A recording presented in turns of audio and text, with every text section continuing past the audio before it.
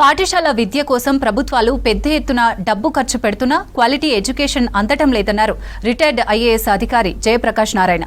హైదరాబాద్ లక్టీకాపూల్లో మహాజన శక్తి ఆధ్వర్యంలో జరిగిన సెమినార్లో JP chief గెస్ట్గా హాజరయ్యారు.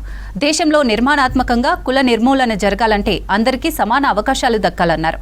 అంబేద్కర్పై సురేందర్ బాబు రచించిన పాటను ఆవిష్కరించారు జయప్రకాష్ నారాయణ.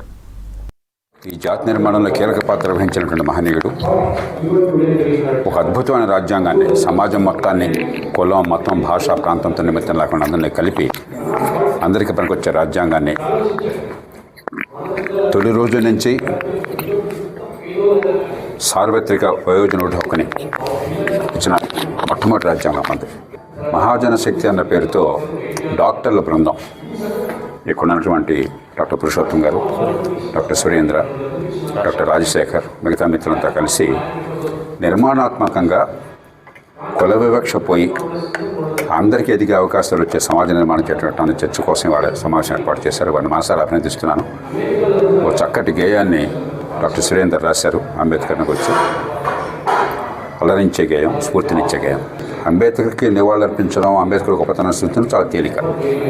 అంబేద్కర్కి మన అందరి సర్టిఫికెట్లు అక్కర్లేదు.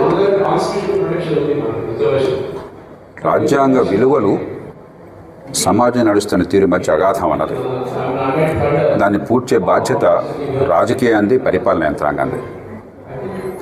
అక్కడ కొన్ని మంచి పనులు చేసినా అక్కడ ఘోరంగా కొన్ని రంగాలు విఫలమైన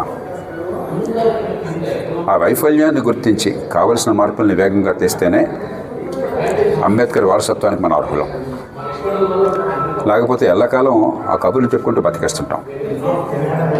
సమాజంలో ప్రభుత్వం చేసే పని ఏమిటి అంటే పుట్టుకతో వివక్ష పోవాలంటే మంచి ప్రమాణాల విద్యను అందించడం.